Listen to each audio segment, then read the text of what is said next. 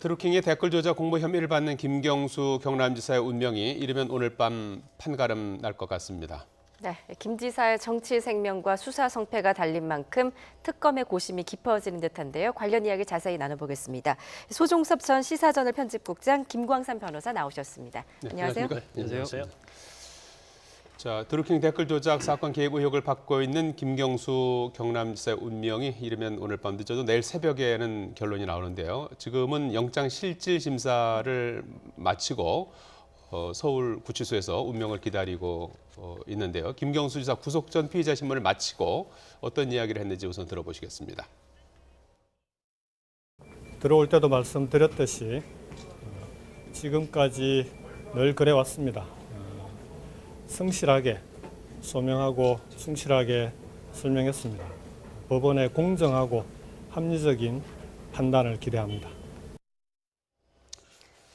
예, 피의자 신문을 오늘 10시 반부터 1시까지 2시간 반 마치고 지금 서울구치소로 이동해서 이제 대기하고 있는 그런 상황이죠. 또 그 구속 전 피의자 신문 영장 실질 심사가 그렇게 길어진 것 같지 않습니다. 아마 내용 자체는 업무 방해. 그러니까 드루킹 일당과 공모해서 댓글 작업을 했느냐 이제 그게 쟁점인데 그중에 이제 몇 가지 핵심 쟁점이 있어요. 그런데 그 부분에 대해서 좀 약간 그 광범위하지 않기 때문에 그 내용만 가지고 했기 때문에 생각했던 것보다는 좀 시간이 많이 걸리지 않았다 이제 그런 생각이 들고 일단 피의자 신문을 마쳤으니까 결국 서울구치소에서 이 결과가 나올 때까지 대기를 해야 하는 거죠. 서울구치소에는 이전에 국정농단과 관련해서 박근혜 전 대통령이 구치소에 수감돼 있고요. 그다음에 최경환 전 경제부총리도 이제 뇌물과 관련해서 수감돼 있고 우병우 전 민정수석 그리고 남재준 전 국정원장이 수감되어 있는 상태인데 일단 구치소에서 결과가 나올 때까지 기다릴 겁니다. 그래서 영장이 기각되면 이제 바로 집으로 귀가를 할 것이고 그렇지 않으면 계속적으로 이제 수감을 돼야 하는 그런 상황이죠. 특검이 이제 지난 두 차례 소환 조사에서도 공개하지 않았던 새로운 증거를 또 제시를 했다고 하는데 어떤 내용이죠? 그게 이제 2016년 11월 9일 그 김경수 지사가 이제 경기도 파주에 있는 드루킹 김씨의 느릅나무 출판사를 방문을 했고 그 자리에서 이른바 킹크랩에 대한 시연이 있었다라는 게 현재 이제 특검이 보고 있는 김경수 지사에 대한 혐의거든요. 그것과 관련해서 그동안에 여러 이제 진술이라든지 드루킹 김 씨도 그런 식으로 진술을 했고 측근들도 진술을 했고 등등이 있었지만은 이 오늘 특검이 새롭게 이제 주장을 한 것이 로그 기록입니다. 그러니까 그 김경수 지사가 느릅나무 출판사를 방문한 2016년 11월 9일 8시부터 9시 20분까지 방문한 것으로 돼 있거든요. 그 시간대에 이 드루킹 김씨 측에서 이 킹크랩을 활용해서 여러 개의 아이디, 외국에 있는 아이디까지 동원을 해가지고 로그인을 했다가 댓글 조작을 하고 다시 로그아웃을 하는 이런 것들이 많이 이루어진 그러한 기록을 이제 제출을 하면서 결국 이것은 그 당시에 김경수 지사가 현장에 있었고 이른바 드루킹 김 씨가 주장하는 대로 킹크랩을 시연했다라는 것을 보여주는 것 아니냐 이렇게 이제 특검 쪽에서는 얘기를 한 것이고요. 그것에 대해서 김경수 지사는 나는 그 자체에 대해서 모른다. 그리고 실제로 그때 그런 로그인, 로그아웃이 있었는지 없었는지도 모르고 서로 그런 게 있다고 하더라도 나와는 관계없는 일이다라는 그 입장을 유지를 한 것으로 지금 알려졌습니다. 사실상 로그 기록도 정황 그 증거 아닌가요? 이제 로그 기록 자체는 이제 디지털 증거인데 이제 물론 이걸 직접적으로 김경수 지사가 거기에 관여했다는 직접 증거는 아니죠. 그렇지만 거기에서 과연 보았느냐 보지 않았느냐에 대한 직접적인 증거는 될 수가 있는 겁니다. 그런데 이제 이런 면을 볼 수가 있죠. 그러면 그 시간대에 김경수 지사가 느릅나무 사무실에 있었고 그러면 시연을 하는 과정에서 그 자리에서 봤는지 만약에 시간대가 일치한다고 하면 그렇지 않고 사실은 그 자리가 아니고 또 다른 곳에서 할 수 있거든요. 그래서 이제 이런 부분에 대해서는 선장이 오늘 서로 반박하면서 주장이 굉장히 치열하게 했을 것으로 보입니다. 그런데 사실 이제 중요한 부분은 그거 아니겠습니까? 일단 가장 핵심적인 증거가 드루킹의 진술이거든요. 아니면 드루킹 일당, 드루킹과 관련돼 있는 경공모 회원들의 진술이고 그 회원들의 진술을 뒷받침할 수 있는 또 다른 증거가 뭐가 있느냐. 이제 그걸 제가 볼 때는 특검에서는 아마 그 당시에 느릅나무 사무실에서 김경수 지사가 있었던 그 시간대에 킹크랩을 시연했다. 그러니까 아이디 10개를 가지고 로그인, 로그아웃을 하면서 거기다가 공감을 표시하고 그래서 어떤 댓글 작업을 통해서 이 순위가 변경되는 그런 것을 이제 보여줬다고 얘기를 하고 있어요. 예. 근데 거기에 대해서 김경수 지사는 전혀 본 적이 없다 이렇게 얘기하고 있거든요. 예. 그러면 결국 누구의 진술이 신빙성이 있느냐 이제 그거에 관한 싸움인데 김경수 그 드루킹의 진술이 좀 번복이 되면서 상당히 오락가락하는 측면이 있거든요. 예. 예. 그럼 진술의 신빙성이라는 것은 구체적이면서 어느 정도 일관성이 있느냐의 문제인데 예. 그 일관성과 관련해서는 드루킹에 좀 불리한 편지가 있죠. 예. 근데 예를 들어서 뭐 한 2가지 정도로 얘기를 한다고 하면 옥중 편지에서는 김경수 지사가 시연에 참석을 해서 여러 명이 목격을 했다 이렇게 얘기했거든요. 근데 또 특검 조사할 때는 둘리를 불러서 킹크랩 시연을 했다 이렇게 얘기를 했어요. 그런데 김경수 지사와 대주신문을 하면서는 회원들을 내보냈고 독대 자리에서 내가 설명을 해줬다. 그러니까 진술이 지금 2번이나 바뀐 거잖아요. 예. 그 다음에 그 돈 받은 부분이 굉장히 중요하거든요. 시연을 하고 그 자리에서 100만 원 받았다는 것은 격려의 차원이고 앞으로 댓글 작업을 잘 해라는 취지가 아니겠습니까? 근데 100만 원 받았다는 거에 대해서도 특검 조사할 때는 뭐 시연 후에 그 다음에 김경수 씨로부터 100만 원 받았다 이렇게 얘기를 해놓고 또 대지신문할 때는 그 부분을 이제 진술을 거부하면서 해명을 하지 않았어요. 그래서 특검에서는 이제 그 부분을 또 해명하기 위해서, 그러니까 신빙성을 다투기 위해서 경공모 회원들을 불러서 조사를 했는데 결국 드루킹의 진술이 신빙성이 없다는 결론을 내렸기 때문에 사실 영장에는 이 부분이 중요해서 들어가야 합니다. 예. 근데 그 부분이 사실 영장 범죄 사실에 기재를 하지 않았습니다. 예. 예. 아무튼 오늘 저 판사 앞에서 특검과 김경수 지사 측이 이제 치열한 공방을 했으리라고 보이는데요. 어떻게 보십니까? 발부 여부는? 일단 뭐 아마 특검이 스모킹 건을 가지고 있다고 했는데 예. 아마 그 로그인 로그아웃 한 거, 그러니까 킹크랩 시연하면서 그 시간대에 아이디 10개를 해서 로그인 로그아웃이 한 그것이 드러난다고 하면 김경수 지사가 당연히 킹크랩 시연을 본 게 아니냐. 예. 이건 이제 초기 버전입니다. 예. 이제 그래서 이건 정도만 가져도 충분히 유력한 증거라 볼 수 있다 이렇게 생각을 하고 있는 것 같아요. 특검은. 근데 저는 제가 개인적으로 볼 때 일단 영장이 발부가 되려면 적어도 이제 사안이 굉장히 중대해야 하거든요. 예. 근데 사안이 중대한 것을 되지 않고 거기에 대해서 범죄 소명이 상당히 이루어져야 합니다. 근데 증거인멸이나 도지엄멸은 뭐 일반적인 것이니까 예. 그것은 판단을 하라고 보고 그런데 과연 이 정도 사안에서 범죄 소명이 과연 됐는지 이제 그 부분에서 아마 영장 전담 판사 좀 회의적으로 볼 가능성이 크고요. 예. 예. 그다음에 이제 법리적인 거에서 좀 다툼이 있거든요. 그러면 오늘 아마 특히 이제 도주나 증거인멸 우려는 없다고 봐요. 왜냐하면 일단 특검에서 조사할 때 굉장히 성실하게 한 번도 빠지지 않고 가서 조사를 받았고 예. 이제 증거인멸 부분도 김경수 지사가 할 수 있는 증거인멸 부분은 없거든요. 그러면 결과적으로 범죄 소명이 되었느냐 그게 중요하거든요. 네. 그래서 아마 오늘 영장 기각이 만약 된다고 하면 범죄 소명이 좀 부족하다. 그리고 법리상 다툼이 있고 도주나 증거인멸 우려가 없기 때문에 네. 구속의 필요성이 없다. 그리고 피고인의 방어권 보장을 위해서 구속하는 것은 상당성이 없다. 그런 취지로 영장이 기각될 가능성이 크다 이렇게 봅니다. 예. 뭐 영장이 발부되거나 기각됐을 경우 그런 2가지의 수를 다 따져봐야 될 것 같은데 만약에 영장이 발부된다면 김경수 지사에게는 굉장히 정치적인 운명에서 굉장히 큰 운명을 맞게 되는 것 같아요. 그렇죠. 김경수 지사로서는 뭐 정치적으로 엄청난 타격을 받게 되는 거죠. 예. 사실 예. 지금 이제 김경수 지사가 차기 주자로까지 거론될 정도로 정치적인 무게감이 이번에 이제 경남지사에 당선되면서 굉장히 무거워졌습니다. 상승한 그런 상황인데 그러한 상황에서 만약에 구속영장이 발부가 돼서 구속이 된다. 그렇다면은 이 정치적인 부분에서 상당한 타격을 받기 때문에 앞으로 행보에서 여러 가지 어려움이 예상이 되고 또 이 부분은 나아가서 이제 송인배 비서관이라든지 백원우 비서관 또 나아가서 문재인 대통령에게까지도 여러 가지 미칠 수 있는 정치적인 파급력을 가질 만한 그러한 사안이거든요. 그런 부분이 있는 것이고 반대로 만약에 기각이 됐다. 그렇다면은 김경수 지사의 어떤 그동안에 이 어깨를 짓누르고 있던 무거운 부분들이 벗겨지는 것이기 때문에 정치적으로 상당히 좀 가속 페달을 밟을 가능성이 있고 차기 주자와 관련해서 좀 여권 내 위상이 좀 상당히 올라갈 가능성이 높다라고 예. 그렇게 보여집니다. 네. 예. 특검으로서는 또 뭐 지금 25일까지지 않습니까? 예. 그러니까 이번에 이제 기한 연장이 어려워질 수도 있는 그렇죠. 건가요? 기각이 된다면 아마 25일까지 해서 종결되는 수순을 밟을 것으로 보이고 만약에 예. 발부가 된다면 그걸 계기로 해서 예. 조금 더 수사할 필요성이 있다라고 해서 문재인 대통령에게 아마 30일간 특검 연장 요청서를 보낼 가능성이 높지 않나 생각입니다. 예. 예. 자, 다음 주제 잠깐 다뤄보겠습니다. 그림 대작 혐의로 기소됐던 조영남 씨에 대한 항소심 결과가 나왔습니다. 네, 조영남 씨 지난 1심과는 다르게 무죄 판결을 받았는데요. 변호사님, 항소심과 1심 재판부의 의견이 이렇게 엇갈렸던 이유 어디에 있을까요? 일단 제품의 이제 창작성이죠. 네. 한마디로 말하면. 그런데 이제 1심에서는 그 작품 자체에 대해서 조영남 씨의 창작물을 볼 수 있느냐. 왜냐하면 이제 송씨 화가로부터 이걸 수년 동안에 이제 받아서 거의 그림이 완성된 상태에서 그냥 덧칠 작업만 해서 이걸 판매를 했다.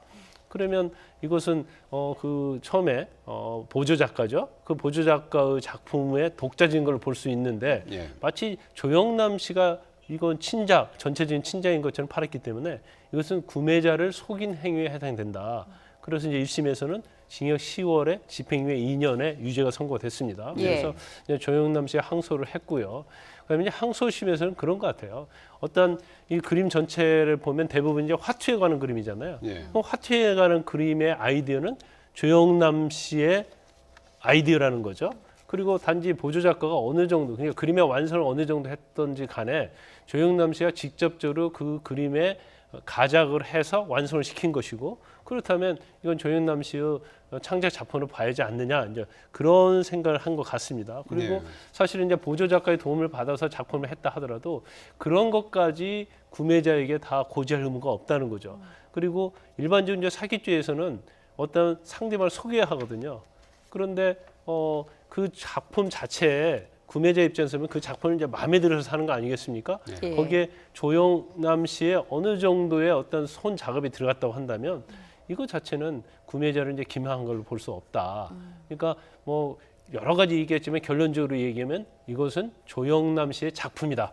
그렇기 때문에 구매자가 사는 것은 기망 행위에 해당되지 않고 사기죄에 해당이 되지 않는다. 네. 이렇게 결론적으로 말할 수 있는 겁니다. 결과적으로 일심- 봤을 때 아마 1심 예. 재판부는요. 이 오 씨와 송 씨 있지 않습니까? 보조로 그림을 그려준 네. 그 사람들을 작가라고 본 겁니다. 작가다. 독자적인 예. 그 창작을 한 작가다라고 봤기 때문에 조영남 씨가 이제 사기가 되는 건데 이번 항소심 재판부에서는 그 사람들은 작가가 아니고 그냥 기술자다. 조수다. 그렇습니다. 그냥 단순하게 예. 이 아이디어나 기획을 조영남 씨가 다 했고 예. 이 사람들은 그에 따라 그냥 이 기능적으로 수행만 한 하나의 기술자다. 예. 이런 측면에서 봤기 때문에 판결이 좀 갈렸고요. 그래서 화투 같은 것에 대한 아이디어도 이미 1986년에 예. 조영남 씨가 화투를 소재로 한 그림 이런 부분에 대해서 공개적으로 밝힌 이런 적이 있기 때문에 예. 그러한 독창성 같은 것들을 항소심 재판부는 이제 인정을 한 것이죠. 조영남 씨 오랜만에 웃는 모습을 볼 수가 있는데 1심에서 징역 4개월에 집행유예 1년을 받았고요. 2심에서 이제 오늘 무죄가 난 건데요. 이렇게 되면 이제 대법원까지 가는 겁니까? 아까 이제 1심 형에 대해서 좀 약간 잘못 알려진 부분이 있어요. 예. 징역 10월에 이제 집행유예 2년이 나왔거든요. 예. 아, 예, 검찰은 이제 1년 6개월을 구형을 했었고요. 예.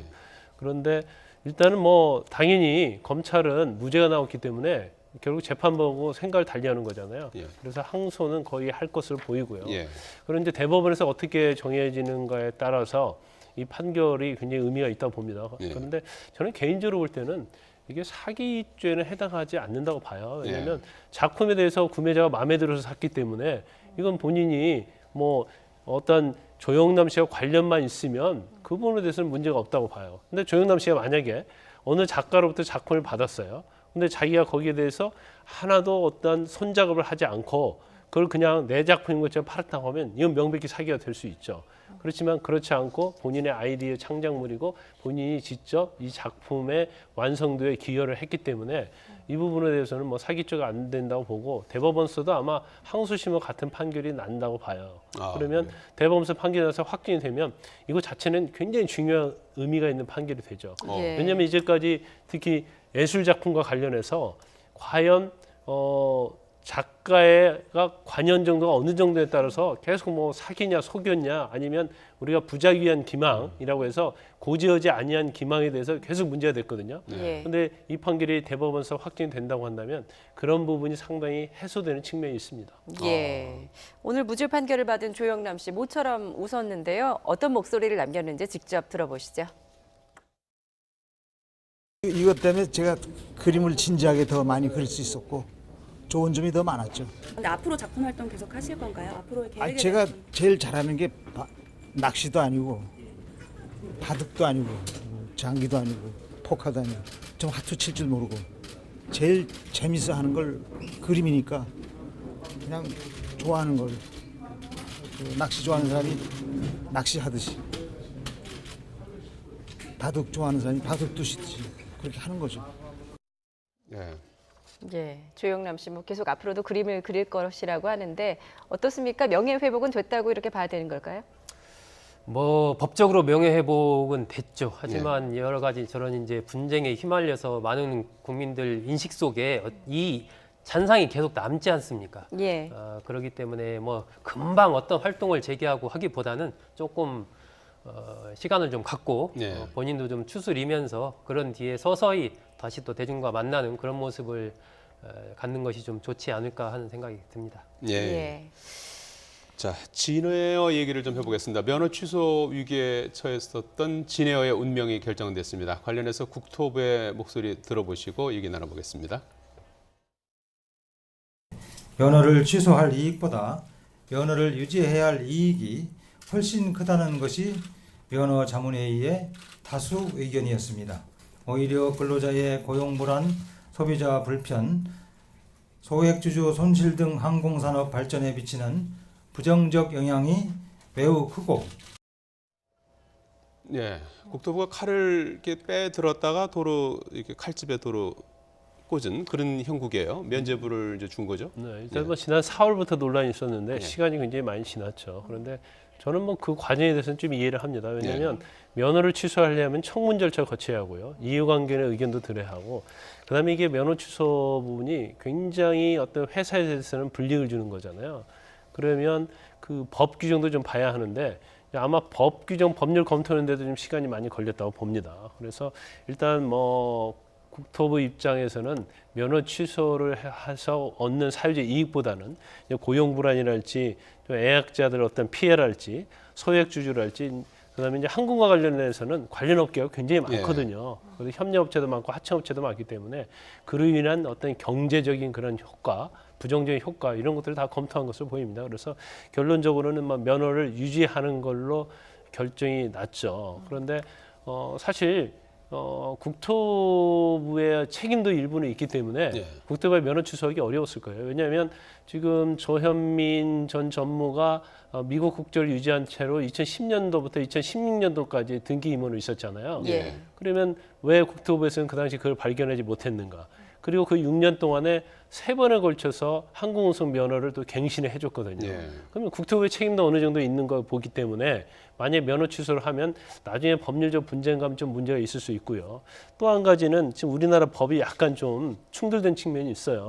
YTN에서 보도를 했긴 했었는데 이제 항공안전법 제10조하고 항공사업법 9조가 있는데 항공안전법 제10조에 보면 외국인 경우를 할지라도 등기임원이 마치 외국인이 2분의 1 이상만 넘지 않으면 과반수만 넘지 않으면 면허를 유지할 수 있는 그런 식으로 조항이 있어요. 그런데 항공사업법 제9조에는 대한민국 국민이 아닌 자는 등기임원을 할 수 없도록 이렇게 규정이 되어 있기 때문에 이제 법률을 어떻게 해석하는지가 또 달라질 수 있는 측면이 있습니다. 그래서 나중에 이게 만약에 면허 취소를 했을 때 소송까지 가면 사실은 누가 승리할 것인가, 승소할 것인가를 좀 예측하기 어려운 부분이 있거든요. 그래서 이제 전체적으로 이러한 법률적 애매한 부분도 있고 경제적인 효과 그리고 사회적인 이익적인 측면 이런 것들을 고려해서 면허를 유지한 것으로 보입니다. 예. 뭐 면허 취소라는 최악의 상황은 피했지만 좀 불이익은 주어진 것 같아요. 신규 노선 제한 같은 규정이 생겼다고요?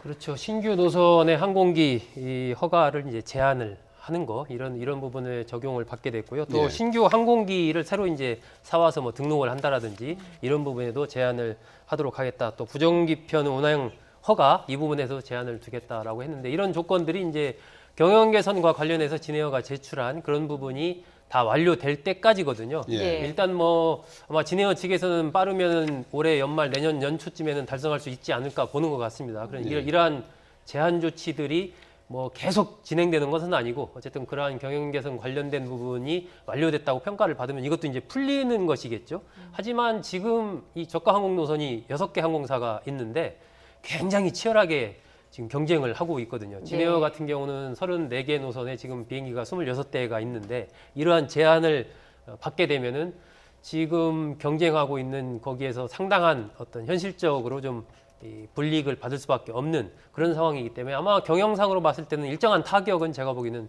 좀 불가피하지 않나 그렇게 생각이 됩니다. 예. 예. 이 내용이 이제 두 가지 쟁점 아닙니까? 하나는 이제 불법 등기이사 재직한 부분에 대해서 이제 면허 취소까지 검토했던 건데 이제 그거는 이제 안 하기로 한 거고요. 근데 원래 그 사건의 발단이 이제 조현민 전 부사장의 갑질 경영 논란 이런 부분 아니겠습니까? 여기에 대한 처분은 어떻게 되는 겁니까? 일단 그 부분은 사회적으로 불이를 빚었던 사안인데요. 아마 그런 부분에 대해서 아까 얘기한 것처럼 예. 뭐 면허 취소는 하지 않겠지만 예. 이제 진해에 대해서 아까 불이익을 주겠다는 그런 취지인 것 같아요. 항공노선, 신규 예, 예. 항공노선 같은 것들을 뭐 이제 항공노선 제한한다든지. 신규 노선이랄지 등록, 신규 등록, 예. 항공인 등록 이런 부분인데 예. 근데 사실 근데 그 부분은 이제 형사적인 측면이거든요. 그리고 형사적인 측면에서 어떻게 처벌해야 문제고 그건 개인적인 어떤 일탈이죠. 예. 형법적인 범죄고 또 진해와 관련된 부분은 단순히 이제 등기 임원의 어떤 유법성 이제 그런 부분이기 때문에 그건 이제 별개로 봐야 하는 거죠. 예. 예. 뭐 이런 와중에 또 조현민 전 전무가 억대 퇴직금을 챙겼다 이런 이야기가 흘러나오고 있어요. 이거 무슨 얘기입니까? 조현민 전 전무가 이제 퇴직금 포함해서 급여까지 포함해서 한 17억 정도를 받은 것으로 알려지면서 예. 여러 가지 그동안에 이른바 이 갑질로 인해서 국민들이 공분을 불러일으켰는데 저렇게 거액의 퇴직금과 급여를 받은 부분이 과연 맞느냐 이런 부분에 대해서 비판이 이제 거세게 일었던 것이죠. 예. 대한항공에서 퇴직금 포함 8억 6천만 원 정도를 받았고요. 예. 진에어에서는 퇴직금 포함해서 한 8억 7천만 원 정도 이렇게 받았습니다. 대한항공에서 한 7년 5개월 정도 근무를 했고 진에어에서는 6년 5개월 정도 근무를 했기 때문에 퇴직금과 급여 포함해서 총 17억 4천만 원 정도를 받은 것으로 알려지고 있기 때문에 국민들로서는 이게 이제 뭐 법적인 대한항공이나 진에어에서는 어떤 사규나 법적인 부분 따라서 계산을 해서 준 것이다라고 얘기를 하고 있지만 이제 지금 시점 예. 그리고 그 액수가 상당히 크다 이런 부분에 대해서 어떤 국민적인 감정이 그동안에 안 좋았는데 이렇게까지 거액을 받아가니까 그 부분에 대해서 역시 뭐 금수저는 다르다든지 이렇게 많은 이렇게 비판적인 그런 부분들이 네티즌들이 하고 있습니다. 예.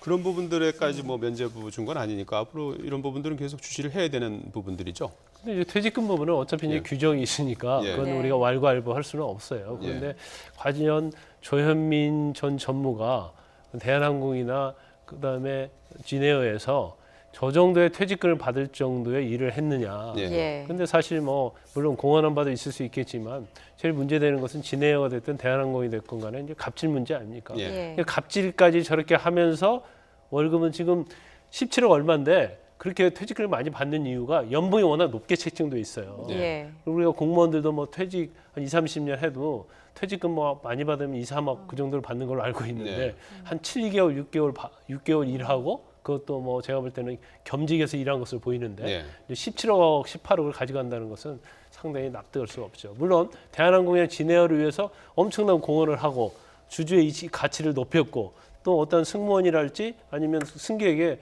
엄청난 혜택을 줬다고 하면 다르겠지만 예. 지금 그런 것들은 나오지 않는데 돈만 가져가지 않냐 이런 논란이 있을 수 있는 거죠. 아마 예. 본인은 제가 보기에는 17억 4천 정도 가져갔을지 몰라도 본인의 그 지난 3월 16일 이른바 물컵 갑질로 촉발된 이 대한항공 사태로 인해서 대한항공이 입은 피해 예. 그리고 이번에 이제 국토부의 진에어에 대한 제재 조치 등으로 앞으로 예상되는 피해 이런 걸 계산하면요 아마 수백억 나아가서 수천억의 피해를 본인이 입혔다는 것을 아마 조현민 전무는 명심을 해야 될 겁니다. 예. 예. 알겠습니다. 예, 지금까지 소종섭 전 시사저널 편집국장 김광삼 변호사였습니다. 두 분 고맙습니다. 잘 들었습니다.